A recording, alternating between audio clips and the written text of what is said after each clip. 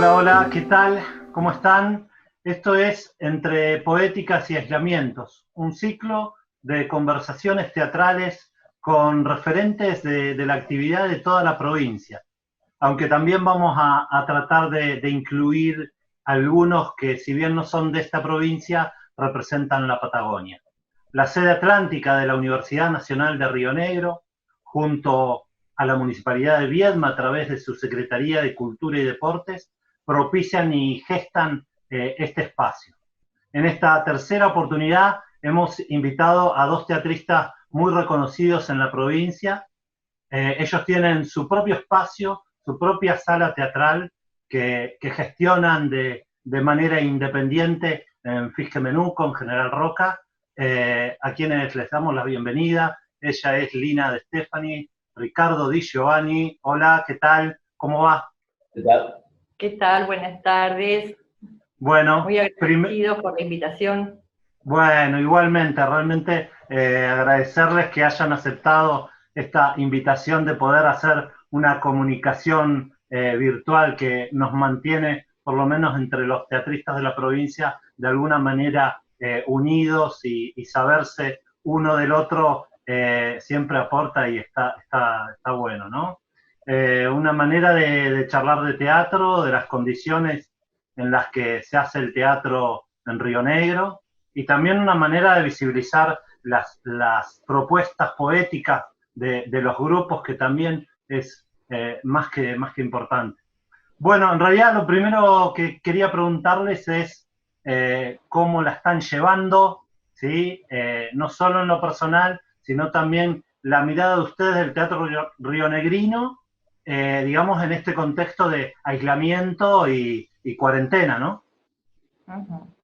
Bueno, mira, yo en lo personal me atrevería a decir que estoy bien porque en mi caso tengo las necesidades básicas cubiertas y además este aislamiento lo estoy realizando junto con mi compañero de vida desde hace 32 años, Ricardo, con nuestro hijo que también vive en nuestra casa, y manteniendo una relación muy fluida a través de las redes, de WhatsApp, con Marina, nuestra hija que no vive con nosotros, y con todos los familiares, colegas, amigos, o sea que puede decirse que en lo personal, desde lo físico, desde lo emocional, desde lo mental, porque uno también trata de nutrirse de buenas lecturas, de retomar cuestiones que teníamos pendientes de nuestra profesión. Así que en esos aspectos puedo decir que estoy bien, en lo personal. Sí, básicamente referido a la profesión, con un respaldo y un apoyo muy grande del Instituto Nacional del Teatro, quienes antes de 15 días ya estaba conteniendo a los espacios teatrales de la provincia, y imagino que esta situación se ha repetido en todo el país, cosa que nos sorprendió muchísimo, no porque habitualmente no cumpla el instituto, sino por la rapidez. Muchas veces esperamos todo un tiempo y aquí fue totalmente operativo, utilizando sus bases que tienen de los registros nacionales y los distintos proyectos que cada una de las salas o grupos tiene presentado. Pudo dar una respuesta concreta, eficaz y sobre todo a tiempo, ¿sí? Porque ni bien empezó esta cuarentena, uno suponía que iba a ser algo más breve, y realmente con los tiempos que lleva y los que va a llevar, que hoy somos más conscientes de eso, realmente es una angustia muy grande. Igualmente, como dice Lina, tenemos la suerte de estar en una red de contenidos, no solo afectivamente o económicamente, sea tanto en lo profesional como en lo particular. Esto también nos da una tranquilidad de atravesar esta situación de pandemia, a diferencia de otros que sí realmente son los más necesitados, que son aquellos que ni siquiera tienen una casa en donde poder compartir distintos espacios. Además, el teatro de nuestra provincia, el teatro se mantiene sano, como siempre. Creo que eso es debido justamente al espíritu de los teatristas, que desde hace años, y creo, puedo decir, desde toda la vida, hemos mantenido una comunicación entre nosotros, y en este momento se acentuó desde los grupos de teatro independiente y desde distintas organizaciones en la provincia, que nos estamos en permanente contacto, digamos. Está bien, está bien. Sí, vos sabés que en la anterior entrevista estuvo el Negro Segura, que es el representante del instituto, y justamente él aclaraba esto, que el instituto, digamos, como institución a nivel nacional, había tenido una respuesta rapidísima, creo que de las primeras instituciones, en dar una respuesta de emergencia, ¿sí?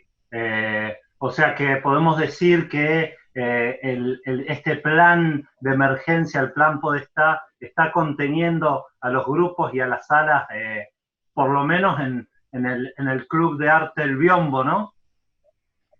Sí, no solo eso, sino porque realmente o sea, la red de teatreros en la provincia de Río Negro, incluso casi la Patagonia, nosotros acá trabajamos muy vinculados con la gente de Neuquén, es algo que desde los orígenes de la democracia fue propiciada esta red en lo que fue Cultura de la Provincia, a cargo del secretario de Cultura Norman Tornini en la Primavera Sí, claro. Democrática, Sí.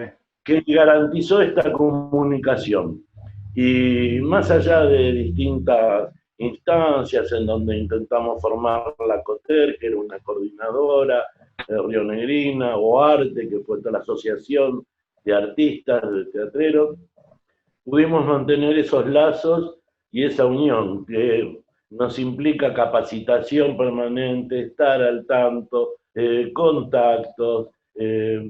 No, realmente es una familia no sanguínea, pero muy de corazón. Incluso ahora el Instituto Nacional del Teatro está sacando una tercera instancia de este plan Podestá para contener económicamente a través de subsidios a las producciones que hayan estrenado entre el 2016 y el 2018, porque los estrenos anteriores ya fueron cubiertos. Y también algo que me pareció muy bueno, de aquellas producciones que no hayan pedido subsidio de producción, pero que sí garanticen una cierta cantidad de funciones realizadas el año pasado. O sea, sí, inclusive están también ayudando a los eventos, o sea, a los festivales independientes, por lo menos acá en la provincia, que son un montón, porque realmente son muchos, los festivales también se los está conteniendo económicamente, ¿no? Sí. Bueno, ustedes ahí en Fisque tienen una realidad bastante particular, a diferencia, por ejemplo, de Viedma, ¿sí? Respecto de esta pandemia, en este momento particular, ¿no? En general, en lugares como Viedma o en otros lugares también del país, ya se está hablando hace mucho tiempo de la vuelta, ¿sí? De pensar en el después, ¿sí? Teniendo en cuenta esa realidad, ¿sí? Que están viviendo ustedes, ¿se está hablando de esta vuelta? ¿Se está hablando de realizar protocolos, de cómo ir volviendo?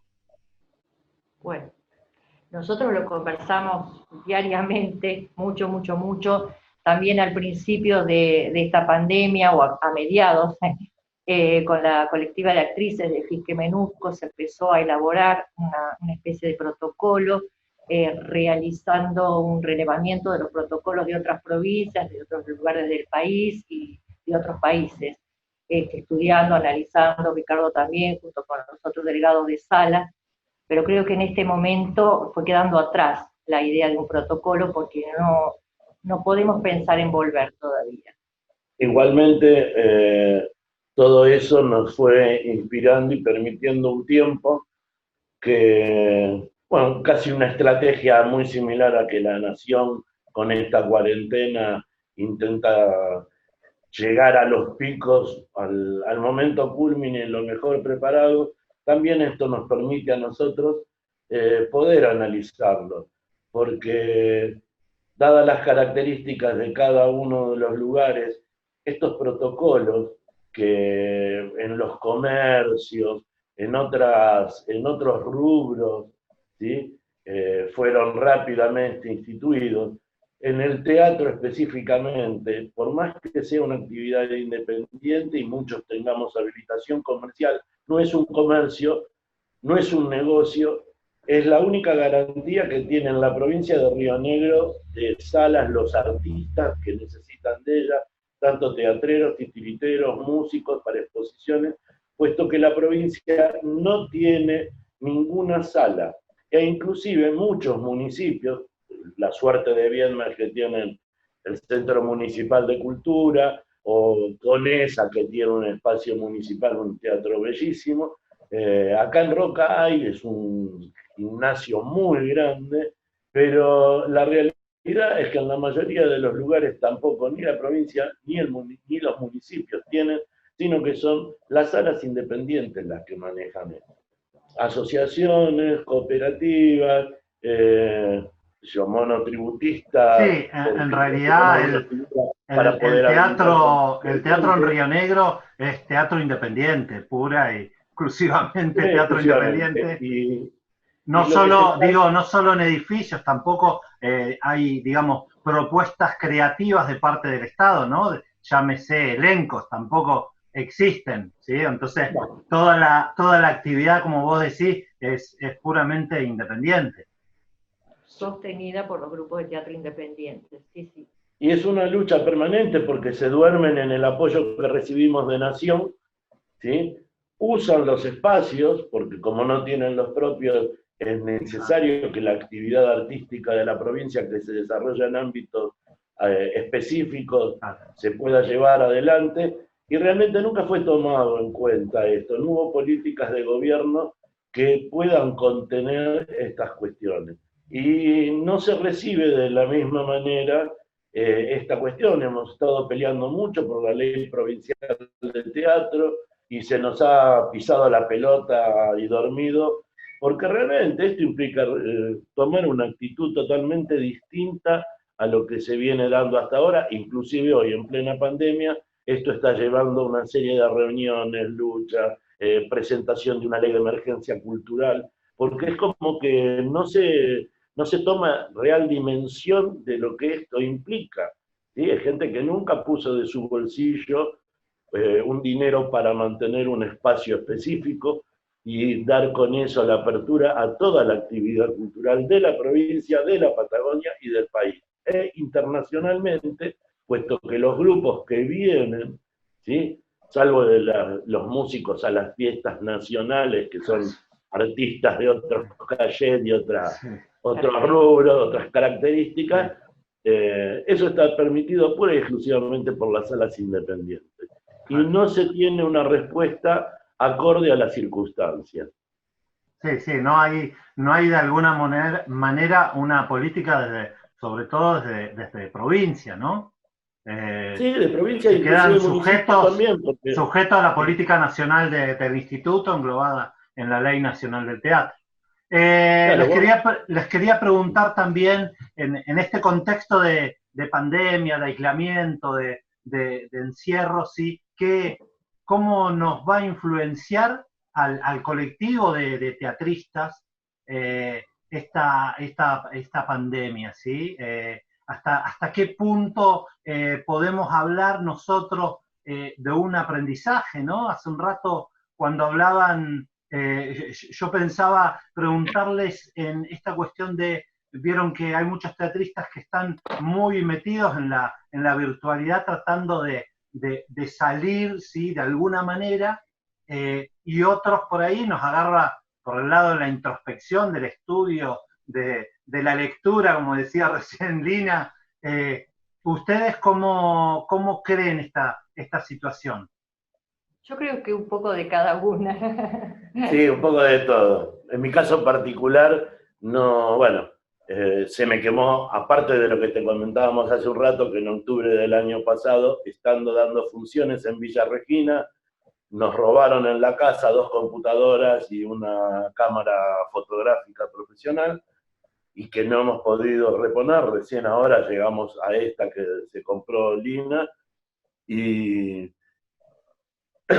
y lo virtual, yo no uso celular, así que estoy bastante aislado, pero me dediqué a montar un taller en el fondo de casa, porque toda la ampliación que se hizo en la remodelación de la sala fue sacrificándose paulatinamente de un lugar a otro lo que es el taller de construcción de las actividades que yo desarrollo, tanto de montaje de escenografías, muñecos, teatrinos, todas las construcciones, tanto de nuestros espectáculos como de otros, lo habíamos sacrificado, y bueno, estoy con postes viejos y maderas y reciclando el material que sobró de obra, montando un taller, así que ocupo mucho tiempo de mi energía ahí.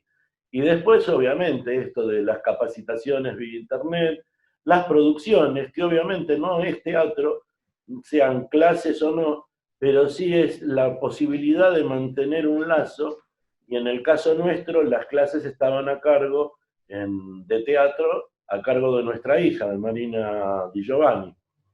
Ella inicialmente no dio clases por internet, pero a pedido de los padres inició unos pequeños encuentros para mantener esos grupos, con un éxito rotundo, con una cosa que realmente nos sorprendió muchísimo, porque había mucha resistencia por parte de los teatreros, ¿sí? Y el bendito convivio, que se nos cayó abajo toda la teoría, ahora hay un tecno convivio, y que realmente funcionó, y funcionó de lujo. Los chicos se apropiaron no solo del espacio en el momento del taller y le agradecen permanentemente, sino que terminada la clase siguen jugando en el espacio, sea por Zoom, no sé cuál es la plataforma que utiliza, siguen jugando en el espacio con los amigos que habitualmente estaban en el taller.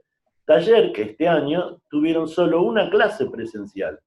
O sea que mantuvieron un vínculo y realmente es bellísimo. Por otro lado, colegas nuestras que son profesoras de danza, de escuela, que también ellas pudieron mantener mucho más oportunamente, casi desde un inicio, porque era su fuente de trabajo concreta, las cuestiones virtuales. Y bueno, obviamente las capacitaciones, lecturas, material, que hay muchísimo material para estudiar, y que eso también nos ha llevado a ese tiempo de trabajar con estos artefactos que nos median a ese conocimiento. Claro, les vamos descubriendo nuevas posibilidades, digamos, y también aprendiendo mucho de los jóvenes que están mucho más cancheros con todo esto de lo virtual, así que a nosotros nos ha posicionado en estar en un momento de aprendizaje y de sorprendernos de todas las cosas que se pueden hacer, ¿no? Que por supuesto no es el teatro que nosotros estamos acostumbrados, no es el convivio, nos está faltando la presencia del otro, su respiración, el comunicarse de otra manera, pero más allá de las limitaciones, la necesidad de expresarnos y de comunicarnos nos hace buscar nuevos horizontes. Y después algo que tiene que ver con la pregunta anterior, que cómo es que uno se prepara para esto, ¿sí? Los protocolos. Es todo un tema, porque en un comercio habitual es un tema económico muy importante. Nuestra profesión no es una profesión rentable, es más rentable un kiosquito que tener un teatro. Y poder garantizar protocolos, ¿sí? Por más que nos sentemos y los hagamos nosotros, sea desde el alcohol en gel, la lavandina en el piso, el trapito, la limpieza cada tanto del espacio, la mampara para la boletería, o las cuentas de una plata que no te vas a llevar al final de la función, sino que va a haber después que tratar de cobrarla de Mercado Pago y repartirla y transferencias bancarias. Todo este tipo de cosas va a ser muy complicado.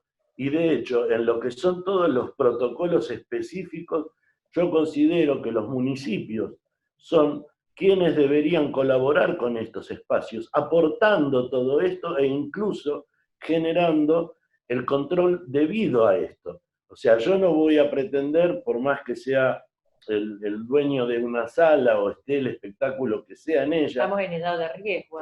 Primero que estamos en edad de riesgo, yo soy diabético, no podría estar ahí expuesto, pero no vamos a estar con la pistolita tomándole la temperatura a la gente. Estas cuestiones, ¿sí?, que son costosas de poder llevar a la práctica. Esto también va a requerir de un reconocimiento, de una inversión por parte ya de los municipios, la provincia, o de no ser así, sería el mismo Instituto del Teatro, que puedan cubrir estas cuestiones, ¿sí?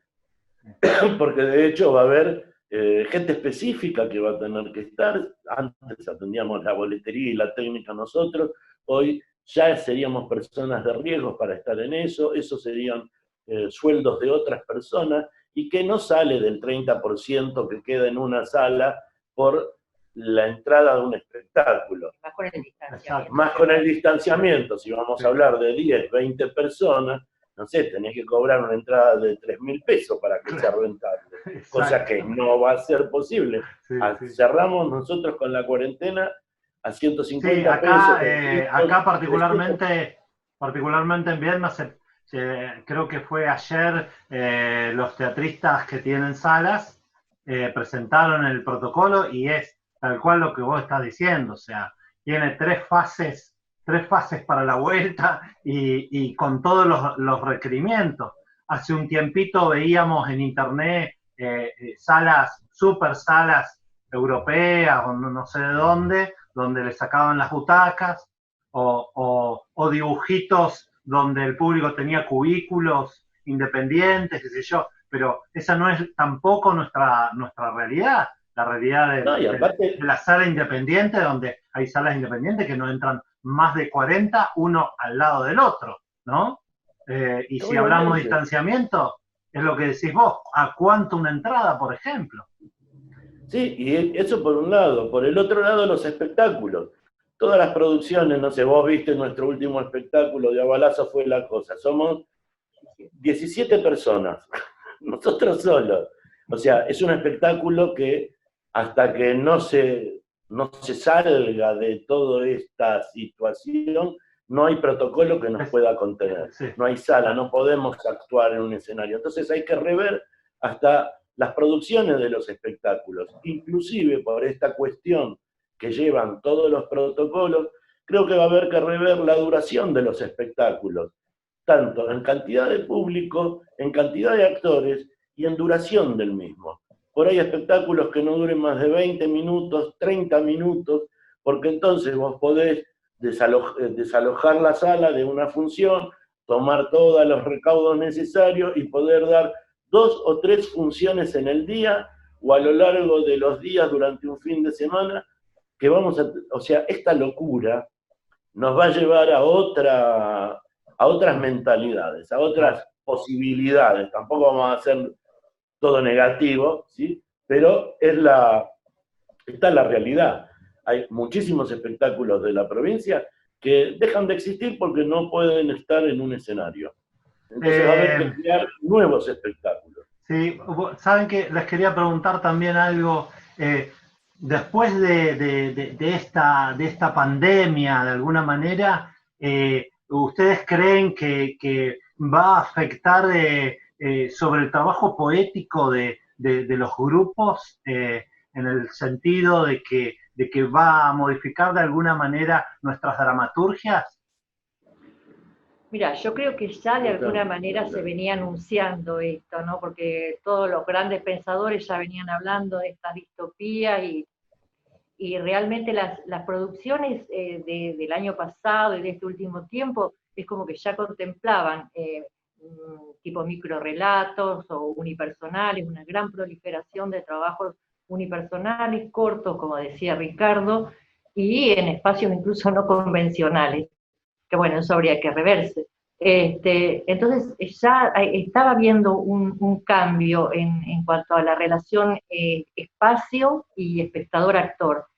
Incluso, bueno, había una hibridación, hay una hibridación muy grande. Entonces ya nos estábamos acercando también a esto de la virtualidad o de nuevas formas de expresarse con una liminalidad muy grande con la plástica, con el cine, con la música, con la poesía. Entonces yo creo que va un poco por ahí. Y en este momento hay una gran producción porque, bueno, el arte es liberador, es catártico, ¿no? De ahí a que pase a ser un hecho artístico, bueno, no sé, se verá más adelante, no podemos a priori decir cómo va a ser esto, pero que va a traer cambios, sí. Siempre que pienso en ustedes, realmente, siempre tengo como una pregunta en la cabeza por hacerles, que es la siguiente. Ustedes como gestores de una sala, como propietarios de esa sala que la gestionan de manera independiente, ¿no? Por muchos momentos están del lado del productor, por llamarlo de alguna manera, ¿no? ¿Cómo hacen para que esa parte no les gane a la parte creativa, a la parte del artista, a la parte de la producción? Somos dos cabezas. Sí, no solo dos cabezas. Nuestra hija ha colaborado mucho en este proceso. Nuestro hijo, que no se dedica al teatro, se dedica a la animación, pero bueno, tiene el manejo de las computadoras, también nos ha apoyado. Y un grupo de gente joven que también ha sido colaboradora permanentemente del espacio. Pero en los orígenes, cuando inicialmente abrimos Club de Arte El Biombo, nos llevó casi 7 años de no poder producir un espectáculo propio. Recién, a partir de un festival internacional de títeres, donde trabamos una relación hermosísima con Adrien Banneville, un francés que estaba en ese momento en pareja de gira y pasó por los festivales, pasó 2 veces por acá, luego lo encontramos en Ushuaia trabajando y se vino y se instaló con nosotros. Recién ahí pudimos recuperar el hecho de producir espectáculos. Habíamos hecho producciones, ¿sí? Pero no estaba la sala funcionando. A partir de ahí sí, con la sala funcionando, el primer espectáculo fue In Tenebris Lumen, Fefe, el famoso Fefe, la historia de este muñeco y su padre, ¿sí? Luego de eso sí pudimos iniciar el trabajo. Y después, bueno, lo que tiene esta sala es que hay una diferencia muy grande en la provincia. Nosotros somos los dueños del lugar. Esto es muy clave. No tenemos que pelear para conseguir un alquiler, ¿sí? Esto nos da una libertad de creación muy grande. O sea, hay compañeros que están o peleando para conseguir las 45, 50, 60 mil pesos mensuales de alquiler, con lo que les obliga a tener un desarrollo de la actividad teatral con mesas, comidas, cerveza y con un restaurante con espectáculos, te diría, sí. Lo cual también te quema mucho la cabeza. Y cuando son asociaciones o cooperativas, que es el pasamanos cotidiano para sostener el espacio y que muchas veces no es lo más propicio. Con en realidad otra que está todo en relación, ¿no? Con esto de ustedes artistas, ustedes productores, a mí me gustaría que hablemos un poquito de la poética de esta última obra, por lo menos que creo que es la última de ustedes, de A Balazos fue la cosa. Una obra que tiene que ver con un suceso, si no me equivoco, de Allen, y que está muy en relación a una fecha del teatro rionegrino. ¿Esto es así? Sí. La historia es que, bueno, en la actualidad, el 27 de noviembre de 1921, el 1921 es el año en que ocurrió, el 27 de noviembre es el Día Provincial del Teatro Rionegrino, debido al hecho de que en 1921 ocurrió una balacera en la confitería La Armonía de Allen, en donde un grupo de teatro anarquista de acá de Fisquemenuco fue a actuar en una serie de actos que se realizaban ese fin de semana.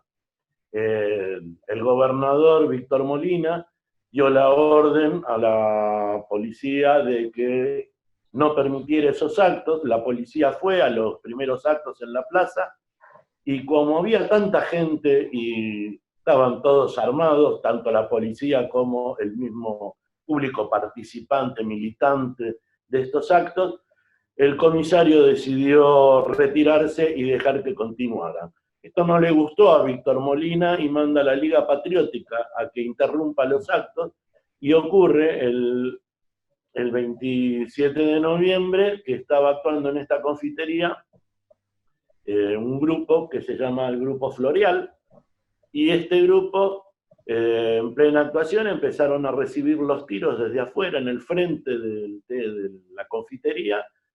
Respondieron también de adentro, pero lo loco de toda esta historia es que no se suspendió la función, se pudo continuar y no hubo un solo herido de ningún lado. Esto consta en las actas policiales, ¿sí?, que se fueron labradas a raíz de todos los sucesos ocurridos. Claro, toda esta es la investigación que estaba realizando Juan Raúl Rindner, y en el año 2016 se puso en contacto con nosotros para hacer un trabajo conjunto, porque él hacía tiempo que tenía ganas de trabajar con la compañía de teatro y títeres El Biombo. Entonces hubo varias etapas. Primero la investigación de Juan Raúl sobre este hecho histórico, luego el trabajo de escritura que tuvimos en forma conjunta, sobre todo Ricardo y Juan Raúl, y allí es cuando se produce el fallecimiento de Juan Raúl y quedamos nosotros dos un poco con esta responsabilidad, este compromiso de seguir adelante y con la autorización de sus hijos, ¿no? Eso ya estaba, ya era, digamos, un texto de Juan Raúl. Sí, Juan Raúl, antes de fallecer, nos había dejado una carpeta con toda la obra prácticamente finalizada. Faltaban algunas escenas, la selección de algunos textos, pero nosotros vimos que, ahí vuelve, sí, pero se va. Nosotros vimos que era una obra muy, muy extensa, porque era una característica de Juan Raúl escribir obras con gran cantidad de personajes, con espacios muy diversos, con parlamentos extensísimos. Entonces, bueno, vimos que era necesario hacer una adaptación. Y convocamos a Carlos Ariel Banacloy, que es un músico, cantante, compositor que ya había trabajado con nosotros en otras producciones, y le dimos una impronta de comedia musical. Hasta ese momento, digamos que la dirección la iba a realizar Ricardo, pero yo estaba haciendo un seminario de dirección organizado por el INT Representación Río Negro con Román Podolsky, un director y dramaturgo muy conocido, y había una instancia de asesoramiento de un proyecto. Entonces pusimos la obra de A Balazo fue la cosa, para poder contar también con el asesoramiento de Román. Y además porque fuimos viendo que queríamos que se convierta en un homenaje también a su autor. De ahí es que devino, de A Balazo fue la cosa, el homenaje. Claro, claro. Vos sabés que te quería preguntar también, porque fue un elenco, es un elenco muy numeroso, ¿no? Y los integrantes de ese elenco son integrantes también de otros grupos ahí en Fisque. ¿Cómo es trabajar con ese elenco tan diverso? Bueno, esa es una característica de acá del Corredor del Valle también, ¿no? Hay actores y actrices que integran otros grupos, viven de su profesión, combinando la parte técnica, la parte actoral. Y cuando convocamos al elenco fue porque los conocíamos. En general a nosotros nos gusta trabajar con personas que ya han compartido otros espectáculos con nosotros, porque bueno, se va entrando en un código en común, y porque vamos a ver las producciones de los distintos colegas, entonces los fuimos convocando a formar parte de este elenco. Y otros que saben que estás por ahí en un proceso de producción o no, y te dicen, en la próxima teneme en cuenta, quiero trabajar con ustedes, que esto también nos pasa mucho porque somos de los pocos que trabajamos así en estas producciones tan grandes. Y lo interesante fue que esta ventaja de tener la sala, pudimos adecuarnos a los horarios que tenían los y las compañeras que tenían disponibles, porque muchos también trabajan en docencia, Entonces, también fue salir un poco de la estructura que teníamos nosotros, como del ensayo con todo el elenco completo. Entonces fuimos trabajando por partes en los horarios que disponían. A las 8 de la mañana, yo pensaba que era una tomada de pelo, ¿no? De 8 a 9, porque a las 9:15 entraban a dar clase, con otras escenas se trabajaban al mediodía, entre las 3 y las 14 horas, y así íbamos trabajando durante la semana escenas sueltas. Y luego los sábados sí se trabajaba, y en muchos casos con los músicos también, y ahí se iba trabajando las partes grupales, hasta que después pudimos ir encadenando todas estas piezas y ya ir a los ensayos generales. Y una regla que nos permite también hacer eso era dar prioridad a la situación laboral de cada compañero, que a veces empiezan estas rivalidades, ¿no? Pero que este es el grupo más importante que el otro, no. Para nosotros toda la actividad de nuestros colegas es importante, todo su grupo es importante, y el respeto a eso en los horarios sobre todo, porque esto lo vivimos todo el mundo. Así que eso también daba una garantía a los colegas de poder continuar con sus trabajos y poder participar de este. Fue una producción que duró con el elenco ensayando 6 meses. Más o menos 6 meses. Claro. Sí, fue muy rápido. Les quería preguntar también, porque tiene una poética muy particular, una temática muy particular de ahí del Alto Valle, ¿no? Es como, a mí me da la sensación como que tiene una mirada, diría Duati, bastante territorial, ¿no? En el amplio aspecto de la palabra, ¿no? Eso es como una tendencia que a ustedes al momento de elegir un material o una idea es algo que los define. No. En este caso sí, la obra está atravesada por la territorialidad, digamos. Pero no, yo me río porque yo digo, no, es así, pero esto es re común, así como funcionamos. Sí. Sí, no nos define como estilo. No nos casamos con un estilo en particular, depende del espectáculo, es un poco la forma, y tanto de producción como de estética que se le brinda. El espectáculo anterior era Israfel. Israfel es una obra de Abelardo Castillo sobre la vida de Edgar Allan Poe.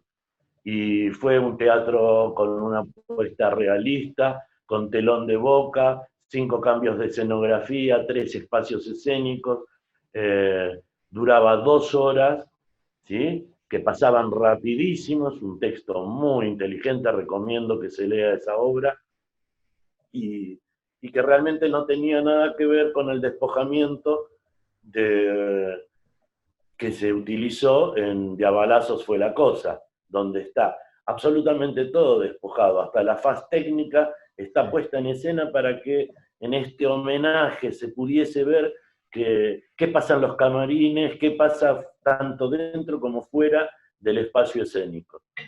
Claro, digamos que utilizamos una poética distinta de acuerdo a lo que vemos que la obra requiere, tratamos de ser coherentes con eso, porque, bueno, estamos hablando de las producciones teatrales, pero nosotros también, nosotras realizamos producciones con títeres, y nuestra última producción fue La Lobería, Aventuras en el Mar, donde de pronto la poética se fue dando a través de la exploración y de la búsqueda con los materiales, ¿no? Donde se trabajó el reciclaje y toda tanto la escenografía como la utilería, los muñecos, están hechos con reciclaje textil, realizado por Frida Pellegrini, una diseñadora de acá de Fiquemenuco.